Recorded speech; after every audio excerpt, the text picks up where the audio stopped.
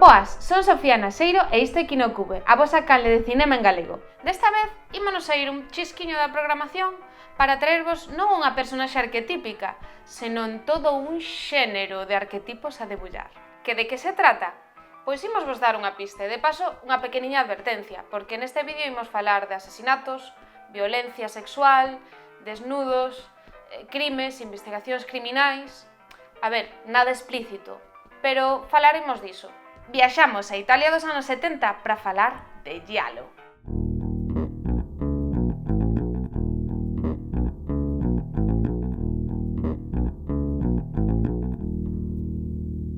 E para perfilar as características deste xénero, hoxe non estamos sós. Chamamos a Sara e a Ánxelo de Mal de Ollo para que nos viñeran botar un cable. Se non o coñecedes, estades tardando en visitar a ligazón que vos deixo na descripción, porque se convertirá nun dos vosos podcasts de terror favoritos. Ehi, c'è uno che mi sta inseguendo. Chi è che la insegue? Eccolo. Ma chi è? Pero que é o Giallo? Pois poderíamos definilo como un subxénero do terror, do thriller ou da exploitation, que adoita seguir unha estética e unha trama moi particular. Pero que nos conten un pouquiño máis Ánxelo e Sara. Hai un certo acento no que é a estética, o aspecto cromático, hai un traballo de cámara xeralmente, bueno, pues audaz, ¿no? Sobre todo no, bueno, a partir de Argento, un certo fetichismo, hai como unha certa fixación no que sería o voyerismo, lugas de coiro, elementos punzantes, os crimes son sobre todo eso, con armas brancas, e normalmente, bueno, as motivacións que hai por trás dos crimes divídense, eu creo, basicamente entre o que sería o diñeiro, o aspecto monetario, o tal, ou senón algún trauma vinculado á infancia e á sexualidade. Todo moi freudiano. Sí. O sea, o propio nome ven das famosas estes libritos, os buenos libros que saían de crimes e así de estilo, pois eso, thriller de lectura de non moita calidade que se puxeron de moda na Italia posfascista, e sobre todo non me lembro do nome da editorial, da mítica que era que sacaba... A colección era o Giallo de Mondadori. Mondadori. E nada, os típicos libros de Cordel, como os vampiros en Portugal, ou en Amarelo, bueno, e por extensión é thriller, misterio e tal. Nunha posguerra ten moito máis sentido nas ondas novas europeas, non o neorrealismo e tal, polas temáticas tratadas, e todo o que estaba en debate sobre a imaxe fílmica, non? E cando pasamos esa etapa, non só en Italia, senón en moitos cinemas, entramos no estadio da explotación económica, e creo que tanto Peplum como Giallo beben moito diso. Sí, de feito, bueno, Giallo sería un subxénero do cinema de exploitation. E de sexploitation tamén, porque, bueno, antes non o falamos, pero quero dicir, este asasino encarapuzado que se pode rastrexar isto máis adiante en outros subxéneros, este asesino vai a por mulleres normativas, novas, quero dicir, que ademais hai un montón de situacións, bueno, que falabas ti, non, de voyeurismo, de duchas, momentos de intimidade no asasinato. Eu creo que é máis está ligado un pouco máis ao Eurothriller, non? Sí. Incluso a certas vinculacións do erotismo co terror que se daban a finais dos 60, fonte importante que bebe o Giallo como acabaría sendo, sería tamén un pouco gótico italiano, non? O tema de, bueno, pues estes filmes góticos clásicos, de terror clásico e tal, e ao final, fundamentalmente Mario Bava é quen leva todo ese traballo do gótico a un ambiente máis contemporáneo, máis moderno, máis vinculado á moda, á estética ou tal. Tamén lle vexo cousas coa parte máis erótica do fantastique francés, non? Tamén estas estéticas moi barrocas, con outro tipo de narrativa tamén, pero sí que lle vexo. Pronto? Signor Morlacchi, finalmente. Che è successo? Cosa? Os gialli son filmes cunha alta preocupación estética. É dicir, que se identifican perfectamente a través do seu aspecto visual. Contan cunha serie de motivos case plásticos, que se reiteran e fan único este subxénero. Que vayan tamén encarapuzados, os elementos cortantes ou punzantes, que ademais ensínanse con moito regodeo en plano. Coa tela de barbear. Sí, ese metal, non? Pois iso mesturado cos cromatismos exagerados. O que sí se quedou na cultura popular como moi vinculado ao giallo, para min sería eso, a fotografía, esas cores, non? Porque moitos dos elementos visuais do giallo, narrativos, foron fagocitados por outros subxéneros do terror a posteriori. Hai elementos que distancian, non? O sea, que lle quitan realidade, non? O tema do vermello, do sangue, non? Que non é un vermello natural, é un vermello brillante, en garrido. Sí. Espeso, denso, sí, que é verdad que te despega. Bueno, o sea, toda a escenografía, a preparación das mortes é como moi estética, moi artística, non? Moi coreográfica, non? É unha cousa... E logo o tratamento dos corpos femininos no giallo, que logo tamén se reaproveitou moito en, pois iso, en outros subxéneros. Bueno, isto xa falaremos con calma, pero o slasher recolleu a metade do giallo e o fixo en versión anglosaxona máis sobria, non? Esos corpos normativos brancos, pálidos, non? Cuasi de estatuas gregas, aí agardando ser asasinadas e... Os maniquís. Sí, isto de... O elemento que aparece moito tamén no giallo é como... Ou bonecas, ou ao final é unha metáfora un pouco parca, non, do corpo morto, ao final, do corpo feminino morto. O tratamento da mirada, non, desa mirada furtiva que ve algo sin querer.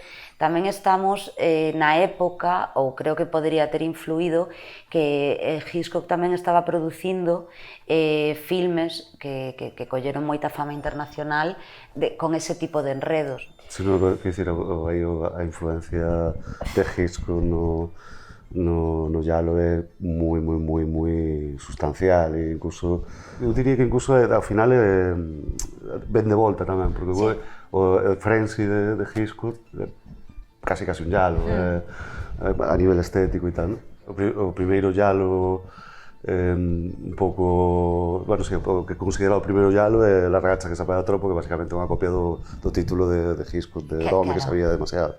Creo que o giallo ten unha de cal e unha de area, porque ten suspense, mas tamén ten sorpresa, non ten susto. Ten un pouco das dúas cousas.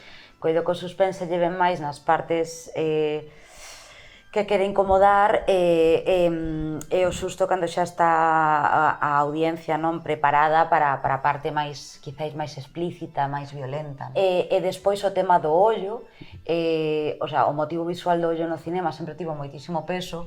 Buñuel non foi o único en lesionar o ollo, Bertov e o cine ollo non lesiona o ollo cortando, non, pero lesiona a través dunha montaxe, non, pero sempre estivo aí, non, ese ollo como representación do que mira, do que é mirado, unha metáfora da cámara, unha metáfora do ollo do espectador e do que mira a través da cámara. Un dos grandes realizadores do giallo ten unha fixación moi particular, co que a vista, os ollos, o Lucio Fulci, coñecido precisamente por lesionar os ollos. No último filme de Argento, no que Alighieri, a protagonista é cega, o sea, queda cega despois dun accidente, e, bueno, esa negación da visión, non é como punto culmen xa despois de mutilar os ollos, o que che queda é non ver. Bueno, que tamén é máis repetido, non? Persoaxes que non poden ver, o sea, hai moitas máis persoaxes, moitos cegos que só poden escoitar o asasinato ou que se poden ser a través de outros sentidos, non saben quen é. De feito, el gato da Nove Code, non? De Argento non é un cego o protagonista. Coido que tamén é importante o motivo visual da sombra, porque no giallo, por exemplo, hai un montón desa presencia, desa duplicación, ou ben a través do espello, ou ben a través da sombra, non, do asasino, son esas sombras, un fondo vermello, ultra brillante, saturado, esa sombra, non, que aparece. Non o narrador, bueno, si a persoa que nos conduce pola historia, non é o que se chama un narrador confiable, hai algunha vez que ten problemas de cordura, se non sabe se está vendo ben a historia. O que se ponga lo menos en tela de xuízo, non? Que Que poderíamos volver tamén a Gisco, non? O tema de si viu ben, viu mal, se en fronte houve un asasinato, se realmente está perdendo a cabeza porque se aburre coa pata chula, non? Una vacanza a Roma, la meta sognata da tutti gli americani dai 16 ai 70 anni. E Nora Davis ne aveva 20. Sam Dalmas, ex speranza della letteratura americana, ridotto a studiare le caratteristiche dei tipi più rari di uccelli. É un estranxeiro, pero normalmente un norteamericano. Creo que hai como unha vontade tamén de exportar, o sea, aparte de ser un cinema que se distribuía basicamente en salas menores de Italia e tal, había como unha vocación de sacalo fora, de vendelo no mundo anglosaxón e moi especialmente nos Estados Unidos. Entón, meter un personaxe estadounidense pues, facilitaba, non? E depois tamén hai unha cuestión de que tamén facilita a indefensión do protagonista, no sentido de que, bueno, se non está vinculado á sociedade local, ten menos posibilidades de solicitar axuda ou amparo cando está en perigo, non? A policía pensa que é o estranxeiro que ven aquí a... Claro, é a contextualización cultural tamén, quero dicir, o carecer dela, ti das un pé, sobre todo falando diso, non, da exportación industrial dos filmes, porque ao final, quero dicir, estamos de acordo en que o Giallo é un exploitation, o sea, quero dicir, son filmes relativamente baratos que queren sacar unha caixa, máis aló do valor artístico, non, o que poida ter cada película, pero a maiores é unha excusa perfecta para poder contextualizar as tradicións locais, as paisaxes, falando un pouco da polémica que falabas ti agora, non, esa exotización do rural, pois tamén ocorrería un proceso de exotización de Italia. Sí, de feito, exploran moitísimo que é a arquitectura local, as rúas, non? Toda a estética... Claro, porque é moito máis sinxelo, non? Quer dicir, alguén que vive en Florencia ou alguén que vive en Roma... Non ve Florencia, non? Claro, non vai a ver toda Florencia abraiada con planos ensinando toda a cidade, aproveitando as localizacións ou sorprendéndose a primeira vez que escoita a campá de non sei que ou toda esta sutranza, igual que alguén da Coruña non vai todos os días a ver a Torre de Hércules. No cinema anterior ou no monstro clásico o extraño que viña a comunidade era o monstro, non? O vampiro ou o ser alleo que chegaba e comezaba a causar morte. Cando entramos nesa modernidade, o que acontece é o contrario, non? Que o asasino está dentro da comunidade, é como esa parte oculta, non? Das persoas ven da comunidade e ten bastante gracia eso de que o externo sea o que chega para sufrir violencia por parte dun membro da comunidade. Sí, bueno, xo vai a excusa freudiana, non? Clarísimamente. Que por trás desto está xente que consideramos normal, o que consideramos respetable, non? Sí, o sea, queres traumitas, queres pulsións, queres cosidade, pois que toma 7 tazas, non? Eu aí creo que tal vez teña bastante a ver con unha especie de denuncia populista da burguesía, un pouco, non? Do tema de o pasado, o sea, o pasado como ven presente no Giallo é a través de traumas, de tal, que se desenvolven no presente a través de pecado, de corrupción, tanto, bueno, pues, corrupción a nivel que entendemos a corrupción como a corrupción moral, sexual, depravada e tal, por trás dunha apariencia pública respetable, de xente que se dedica á moda, á alta costura, ás finanzas, o sea, xente e a arte, non? Entón, hai como unha especie de... Para que negar a arte sempre estivo chea de burgueses, quero dicir. De denuncia de eso, da dupla moral burguesa, non?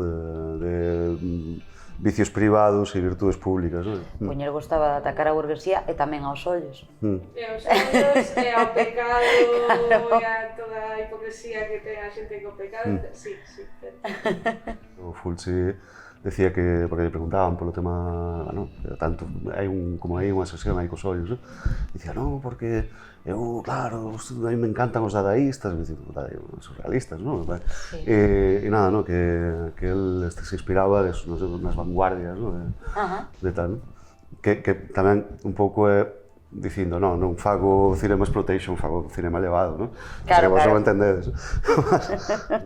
Nunha época no que Italia tiña censura, quer dizer, os filmes viñan con con notacións de censura e tal, e por veces con diversas versións, versión con cortes e versión tal, ¿no? Is that all? Yes, sir. What's that? I want you to show me your hands. I'll need another May I ask what you're looking for? I want to read your future. The DuPont girl bit the murderer's hand. Yes, that's right. And she also said the man she bit was wearing gloves on both hands. Aínda que esteamos falando de exploitation, podemos debater se existía a idea un pouquiño de a motivación de innovar ou romper moldes dende un punto de vista artístico. Falemos un pouquiño destas ferramentas, recursos, ideas e técnicas que despegaron gracias ao giallo. Que logo foron recursos usados ata a Cidade no Terror. Se está de, pois, O movimento rápido, non? os movimentos rápidos, as cámaras asexando, non, a víctima. O giallo, unha das cousas que ten é que ten unhas bandas sonoras alucinantes, moitas veces están moi por cima do que están, o sea, a historia que están acompañando, non? Aí, bueno, o sea, o máis famoso, porque xa se fixo famoso posteriormente, pues sería Morricone, pero bueno, hai varios máis, Cipriani, Bruno Nicolai, bueno, son todos unha fantasía. E son moi identificativas, non, a banda sonora. Teñen unha construcción parecida, non, tamén, pero que é disonante, non, que é un pouco como mesmo co das luces, non, de por que meter vermello con verde, pois, por que non facer estas bandas sonoras? Aparte deste, xa meteu cando foi Argento cos Goblin e tal, que estaban... Xa.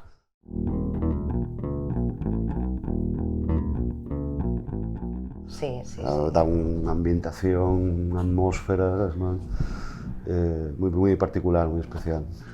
Non xogáramos unha vez o de unha web que nos pasaras ti de xero teu giallo. Hai unha do it your giallo ou algo así, non?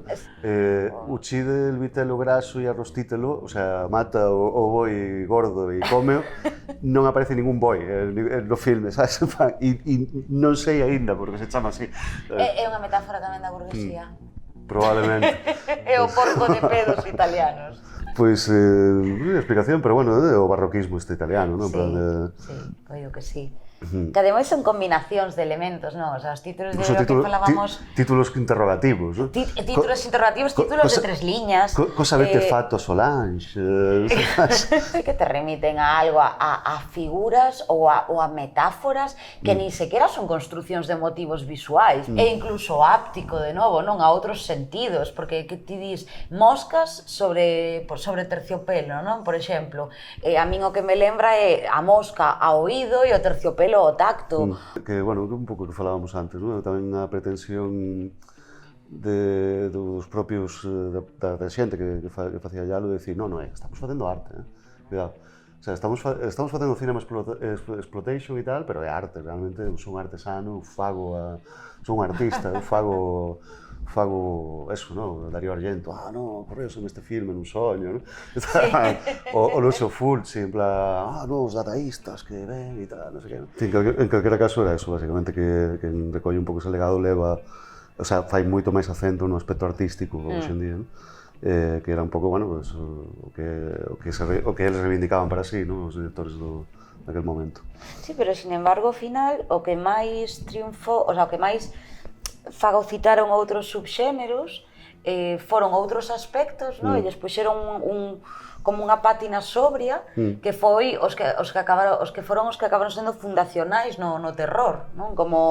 Como ese plano subxectivo, esas armas cortantes, ese problemitas maternos, traumitas que te fan asasinar mulleres novas, bueno, toda a evolución para Final e todo isto, non? Un giallo que, de feito, non é tanto así e é fundamental para o slasher, o sea, para tal, é de Mario Bava, o de Reacción a Catena. Ese xa non é ese estilo barroco, colorista e tal, máis un estilo máis suxo, máis ligado a Masacre de Texas que a unha cousa máis elegante, non? E que acabaron sendo narrativas básicas ou arquetipos básicos, ao final eu creo que consecuencia diso é que o neogiallo se identifíquese moito máis pola estética, non? Para finalizar, pedimosles a Ángelo e Sara que nos deran algunha recomendación. A ver que nos traen. Non digas suspiri. Rosso Profundo. Primeiro porque te vas lembrar do título. No, sen coñas, quero dicir, creo que ten todos os... É un compendio... Eu creo que un dos principais tamén que ten moitos dos elementos, ou casi todos, por primeira vez, e que é un antecedente deste é o Seidona Perla Asesino de Baba, que bueno, o primeiro oficialmente La Ragazza que sabe do tropo, pero o primeiro yalo, eu creo que é este, a nivel de todo, ten todo, o asesino prototípico, as mulleres, o body mente da moda, count, os elementos punzantes... O meu favorito para min é, non sei se viste un paperino, é un yalo moi raro, porque é nun contexto rural, non é un contexto urbano. Claro que é moi interesante, pero estou de acordo que non se correspondería con todos os elementos. No, pero non sei, me parece que ten unha carga dramática e penso que dentro de Fulci, xa non só do Yalo, tal vez sexa un dos mellores filmes que ten, ese e L'Altilà, probablemente. E vos coñecíades este xénero? Cales son os vosos Yali favoritos? Leovos nos comentarios. Mentres, suscribidevos aquí no Cube Cinema e vémonos nas redes e donde queirades. Ate o vindeiro episodio!